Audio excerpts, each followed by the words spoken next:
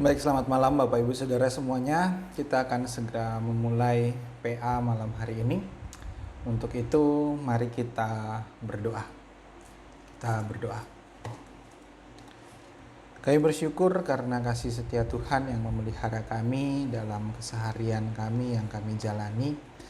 Kami bersyukur ketika malam hari ini kami boleh datang kepadamu.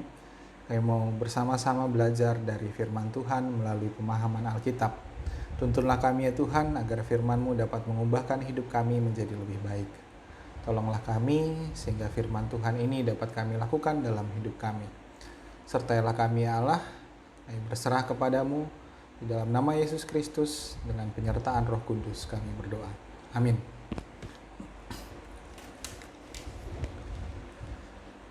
Ya, kita akan bersama-sama mendalami firman Tuhan dari Filipi 4 ayat 1 sampai 9.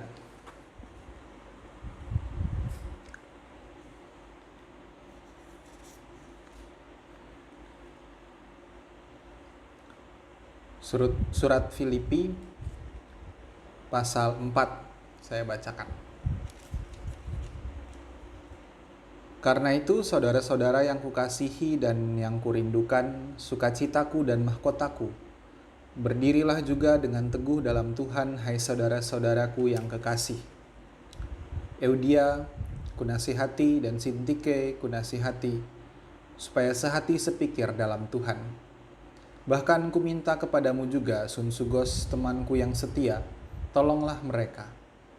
Karena mereka telah berjuang dengan aku dalam pekabaran Injil, bersama-sama dengan Clemens dan kawan-kawanku sekerja yang lain yang nama-namanya tercantum dalam kitab kehidupan. Bersukacitalah senantiasa dalam Tuhan. Sekali lagi kukatakan, bersukacitalah. Hendaklah kebaikan hatimu diketahui semua orang, Tuhan sudah dekat. Janganlah hendaknya kamu khawatir tentang apapun juga, tetapi nyatakanlah dalam segala hal keinginanmu kepada Allah dalam doa dan permohonan dengan ucapan syukur. Damai sejahtera Allah yang melampaui segala akal akan memelihara hati dan pikiranmu dalam Kristus Yesus. Jadi akhirnya saudara-saudara, semua yang benar, semua yang mulia, semua yang adil, semua yang suci, semua yang manis, semua yang sedap didengar, semua yang disebut kebajikan dan patut dipuji, pikirkanlah semuanya itu. Dan apa yang telah kamu pelajari, dan apa yang telah kamu terima, dan apa yang telah kamu dengar, dan apa yang telah kamu lihat padaku, lakukanlah itu. Maka Allah sumber damai sejahtera akan menyertai kamu. Ya, baik Bapak Ibu Saudara semuanya, demikianlah firman Tuhan. Ya, kita belajar dari kitab Filipi, surat Rasul Paulus kepada jemaat di Filipi. Nah, ini merupakan sebuah penutup kitab dari Rasul Paulus, penutup surat. Jadi ketika Rasul Paulus menutup suratnya, mengakhiri surat Filipi, dia memulai dengan seruan untuk terus berdiri teguh di dalam Tuhan. Kita bisa lihat di ayat yang pertama. Dia berkata, berdirilah juga dengan teguh dalam Tuhan, hai saudara-saudaraku yang kukasihi. Nah, berdiri teguh di dalam Tuhan ini bukan sebuah penutup surat yang biasa, yang hanya sekadar sampai jumpa, sampai ketemu lagi, tetapi surat-surat Paulus rata-rata terdapat nasihat pada bagian akhirnya. Nah, surat kepada jemaat Filipi diakhiri dengan seruan untuk berdiri teguh di dalam Tuhan. Ya, ini sebenarnya juga terlihat dari bagian-bagian sebelumnya di mana Paulus memperingatkan untuk berhati-hati terhadap pengajar-pengajar palsu. Nah, agaknya memang pada masa itu, pada waktu itu di Filipi juga berkembang pengajaran-pengajaran palsu, pengajaran-pengajaran yang sesat, sehingga Paulus mengingatkan untuk berdirilah teguh di dalam Tuhan. Nah, Paulus mengingatkan juga bahwa ketika mereka bersatu, mereka sehati sepikir, disitulah terdapat kekuatan bagi mereka untuk berpegang teguh di dalam Tuhan, berdiri teguh dalam Tuhan. Nah, karena itu Paulus meminta kepada para pemimpin jemaat untuk meneladankan sikap sehati sepikir. Ini terlihat ketika Paulus meminta kepada Ewodia dan Sintike untuk hidup sehati sepikir dalam Tuhan. Nah, siapakah dua orang ini? Ewodia dan Sintike. Nah, memang tidak disebutkan secara jelas, tidak ada penjelasan lanjutan tentang siapakah mereka, Ewodia dan Sintike ini. Siapa kedua perempuan ini? Dari sini jelas bahwa mereka berdua ini perempuan dari namanya. Biasanya orang memakai nama Ewodia dan Sintike ini untuk memberi nama kepada anak perempuan gitu. Nah, tapi tidak dijelaskan secara lanjut siapakah mereka. Hanya memang kita bisa melihat di sini dari ayat selanjutnya, mereka adalah kawan-kawan sekerja Paulus. Mereka adalah para pelayan yang juga bekerja bersama dengan Paulus dalam pelayanan pekabaran Injil. Bagaimana mereka bekerja dengan Paulus kita tidak tahu juga, karena tidak disebutkan apa peran mereka. Tetapi karena disebutkan di dalam surat, dan betapa pentingnya mereka untuk sehati dan sepikir di dalam Kristus, bisa kita tarik sebuah kesimpulan di sini bahwa kedua perempuan ini, Ewodia dan Sintike, adalah tokoh yang dikenal dalam jemaat Filipi. Mereka pasti diketahui oleh anggota-anggota jemaat Filipi. Nah, karena itu bisa dikatakan mereka adalah tokoh. Mereka adalah para pelayan juga, atau juga bisa dibilang pemimpin jemaat pada waktu itu. Mengapa bisa dibilang pemimpin jemaat? Karena Paulus menasihati mereka untuk sehati sepikir. Dan ini adalah sebuah nasihat untuk jemaat keseluruhan, dan terutama kepada pemimpinnya.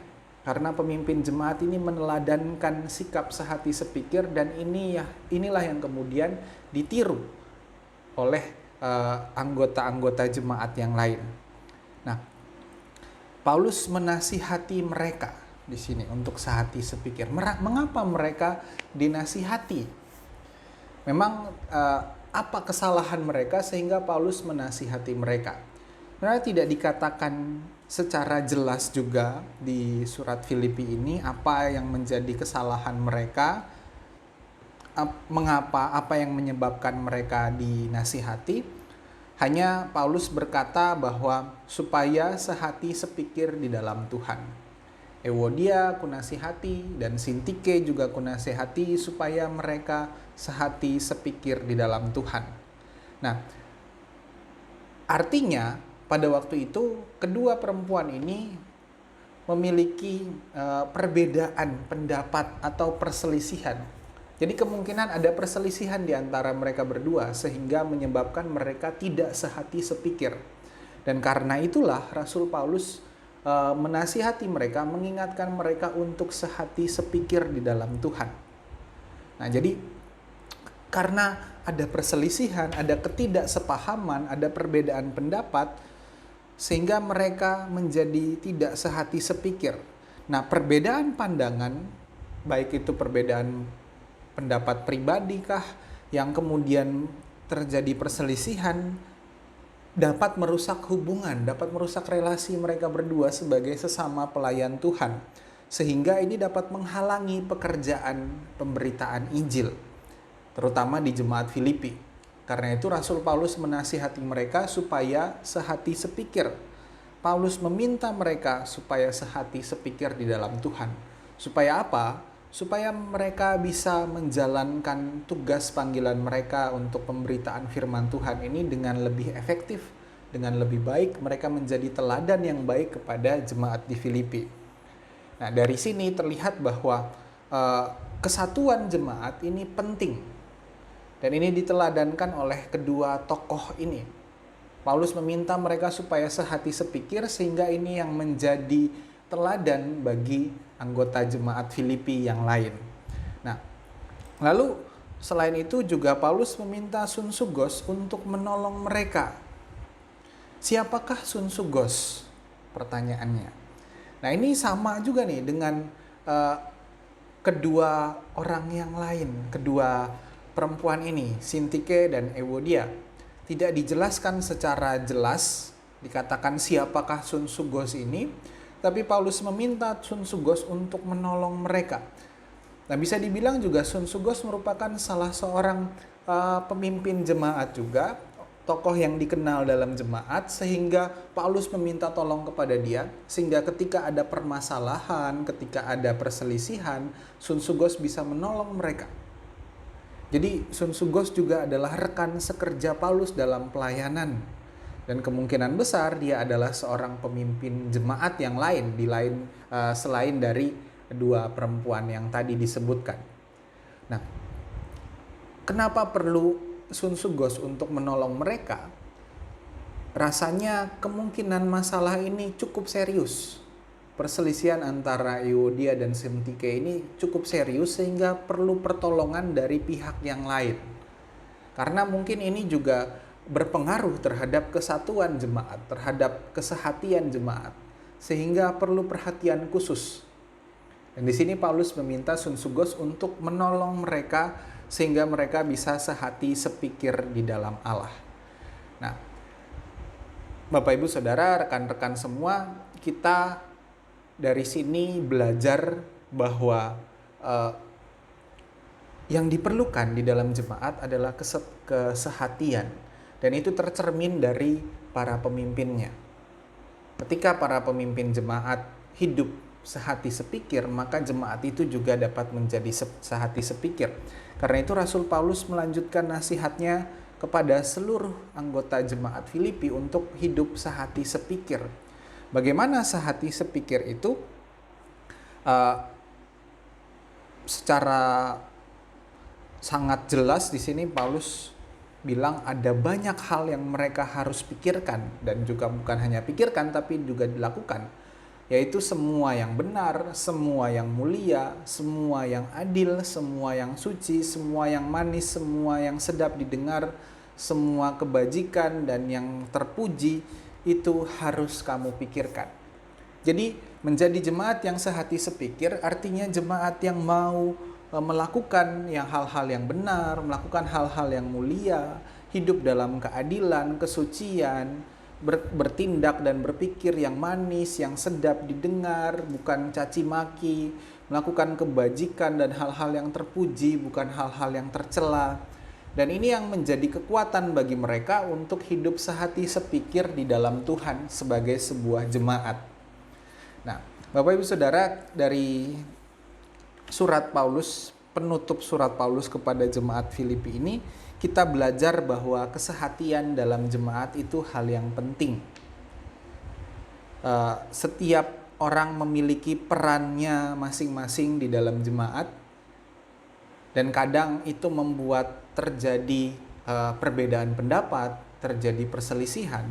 Tetapi kita punya tujuan bersama, kita punya sesuatu yang kita pegang sebagai nilai-nilai bersama, sehingga kita diajak untuk hidup sehati sepikir, hidup dalam kesatuan. Nah, dan apa yang terjadi di dalam jemaat ini juga tercermin dalam kehidupan keluarga, terutama ketika bulan ini kita merayakan bulan keluarga. Kita belajar bahwa kesehatian dalam keluarga itu hal yang penting. Keluarga itu terjalin karena kasih, karena punya satu tujuan yang bersama. Laki-laki dan perempuan bertemu, mereka punya satu tujuan, maka mereka membangun rumah tangga, membangun keluarga. Nah, tapi masalahnya kemudian ketika keluarga ini sudah lama berjalan, masing-masing memiliki keinginannya sendiri, punya egonya masing-masing, sehingga kadang terjadi perselisihan, baik itu antara suami dan istri, antara orang tua dan anak, antara sesama anak, adik dan kakak, atau anggota keluarga yang lainnya saling berselisih karena perbedaan pendapat, perbedaan cara pandang, dan lain-lain. Tetapi yang perlu kita pelajari di sini adalah kita menghidupi kasih sebagai panggilan kita untuk hidup berkeluarga, dasar bagi kita untuk hidup dalam keluarga. Kasih itu membangun, kasih itu mengarahkan dan menumbuhkan, membuat keluarga kita memiliki arah dan tujuan. Minggu lalu kita belajar tentang bagaimana membangun atau menetapkan tujuan hidup dalam berkeluarga. Dan tujuan hidup berkeluarga itu bisa kita tetapkan, kita bisa jalani ketika kita memiliki kesehatian, ada kesatuan dalam keluarga. Kalau masing-masing punya pikiran masing sendiri-sendiri, lalu berselisih, lalu kemudian terjadi pertengkaran, maka tidak akan ada tujuan bersama. Dan ini yang kemudian menjadi masalah. Banyak keluarga akhirnya terpecah belah, terjadi perceraian, perpisahan, dan lain-lain karena ada perbedaan yang tidak mampu dijembatani. Nah, karena itu apa yang diajarkan oleh Rasul Paulus di sini adalah bagaimana seharusnya sikap kita dalam membangun sebuah keluarga yang sehati sepikir. Semuanya berpikir dan melakukan hal yang benar, hal yang adil, yang mulia, yang sedap didengar, semua yang terpuji. Nah, membangun keluarga yang sehati sebagai sebuah persekutuan di dalam Kristus bukanlah hal yang mudah. Nah, karena itu setiap anggota keluarga berusaha untuk memahami apa yang dialami atau yang dipahami atau yang dipikirkan anggota keluarga yang lain. Dan inilah yang seharusnya tercermin dalam kehidupan keluarga, yaitu sehati sepikir. Nah, dalam jemaat kita melihat tadi bahwa Rasul Paulus mengajarkan, menasihati kepada para pemimpin jemaat untuk hidup sehati sepikir karena mereka menjadi teladan bagi jemaatnya. Dalam keluarga, orang tualah yang menjadi pemimpin, orang tualah yang menjadi teladan. Dan orang tualah yang meneladankan kepada anak-anaknya untuk hidup sehati sepikir, setujuan. Segala perbedaan itu usahakan dijembatani untuk memiliki tujuan bersama. Walaupun masing-masing orang punya pandangannya yang berbeda, punya cara berpikir, latar belakang yang berbeda, pasti ada. Setiap anggota keluarga, ya nggak usah jauh-jauh kemana dia. Keluarga kita yang terkecil, bapak, ibu, anak-anak pun pasti ada cara pandang yang berbeda. Entah misalnya si bapaknya nggak setuju ini kalau soal anak-anak ikut demo misalnya, atau anak-anak yang mereka merasa wah ini pengesahan undang-undang kemarin itu harus dilawan, di demo karena ada perbedaan cara pandang, perbedaan berpikir. Nah, tetapi jangan sampai ini yang merusak kehidupan berkeluarga, yang membuat terjadi perpecahan. Tetapi marilah kita berusaha bersama-sama. Dan kalau dibutuhkan, kita pakai juga bantuan orang yang lain. Misalnya Sintike dan Eudia ketika mereka berselisih, Sun Sugos diminta untuk membantu mereka. Dan kalau ini pun terjadi dalam kehidupan keluarga, maka nggak ada salahnya ketika kita meminta tolong kepada orang lain untuk membantu kita menyelesaikan masalah yang terjadi di keluarga. Entah itu perselisihan, perbedaan pendapat, sehingga kita bisa hidup sehati sepikir, kita bisa membangun sebuah keluarga yang berdasarkan pada firman Allah. Nah, dan Paulus memberikan contoh teladan Paulus sendiri, dan terutama sebenarnya adalah teladan Kristus. Dan disinilah kehidupan keluarga yang sehati sepikir, ketika Paulus menekankan di sini supaya bersukacitalah. Sukacita menjadi sebuah dasar juga untuk hidup berkeluarga. Kasih, sukacita, dan damai sejahtera itu menguatkan kita dalam kehidupan kita berkeluarga. Dan karena itu sebagai sebuah persekutuan, kita belajar untuk dapat hidup sehati sepikir. Banyak perbedaan di antara kita, namun ketika kita hidup dengan sehati sepikir dalam kasih, mampu menghadapinya dengan sukacita dan bergandengan tangan, kita saling mendukung, maka segala perbedaan itu dapat diatasi. Bukan meniadakan perbedaan, tetapi saling memahami satu dengan yang lain, sehingga kita bisa hidup bersama di dalam kasih sebagai sebuah kesatuan dalam keluarga. Demikianlah yang bisa saya sampaikan pada malam hari ini, Bapak Ibu Saudara.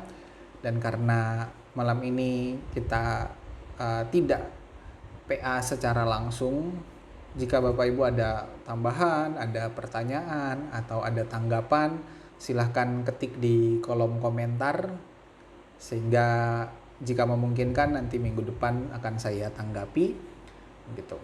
Nah, demikian pendalaman pemahaman Alkitab pada malam hari ini. Semoga menjadi berkat bagi kita semua. Mari kita mengakhirinya. Saya akan menutupnya di dalam doa. Kita berdoa. Kami bersyukur ya Tuhan untuk kasih setiamu yang memelihara kami dalam kami menjalani segala hari kami sebagai jemaat Tuhan dan sebagai keluarga. Kami belajar dari firman Tuhan untuk berupaya hidup sehati sepikir, mengupayakan semua yang baik, semua yang benar, semua yang mulia, semua yang terpuji dan yang sedap didengar, sehingga mendukung kami untuk bisa membangun keluarga kami dalam kesehatian, dalam kesatuan, sehingga kami pun dapat menetapkan tujuan kami bersama dan memuliakan Tuhan. Terima kasih ya Allah, tolonglah kami sebagai orang tua, sebagai anak, sebagai suami, sebagai istri, untuk mampu hidup di dalam kasih, dalam kesehatian dan sehati sepikir dalam kami menjalani hidup keluarga. Terima kasih Tuhan untuk malam hari ini. Kami akan mengakhiri PA ini. Kami serahkan semua aktivitas yang akan kami lanjutkan, akan kami lakukan selanjutnya. Biarlah Tuhan terus menyertai kami.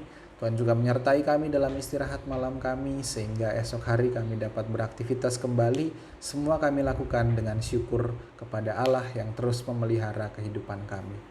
Terima kasih ya Tuhan, kami bersyukur kepadamu. Dalam nama Yesus Kristus dan dalam kuasa tuntunan Roh Kudus, kami berdoa kepada Bapa di surga. Amin. Baik, selamat malam Bapak Ibu Saudara. Tuhan memberkati kita.